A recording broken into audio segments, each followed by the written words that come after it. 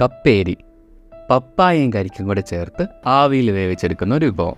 ഞങ്ങൾ കോട്ടയംകാർ ഇതിനെ കപ്ലങ്ങ എന്നാണ് പറയുന്നത്. ഈ കപ്ലങ്ങയും ക്രിമികടിയും തമ്മിൽ എന്തെങ്കിലും ബന്ധമുണ്ടോ?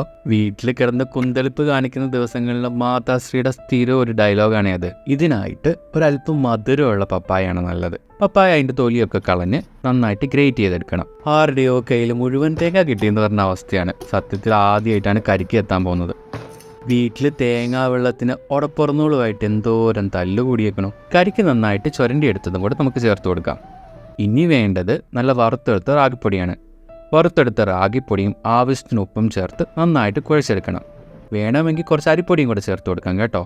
മധുരം കുറവാണെന്ന് തോന്നിയാൽ കുറച്ച് പഞ്ചസാരയും ചേർക്കാം. ഇനി വാട്ടിയെടുത്ത വാഴയിലേക്ക് ഈ കൂട്ട് വെച്ച് നന്നായിട്ട് മടക്കി 2 സൈഡും പൊതിഞ്ഞ് പിന്നെ വാഴയിലയുടെ തന്നെ നാരുകൊണ്ട് ഇതുപോലെ കെട്ടിക്കൊടുക്കണം. ഇനിയിപ്പോൾ എന്താ, ആവി പാത്രത്തിലേക്ക് ഈ പൊതിയെല്ലാം കൂടെ ഇറക്കി വെച്ചിട്ട് നന്നായിട്ട് ആവി കയറ്റിയെടുക്കുക. സംഭവം റെഡി.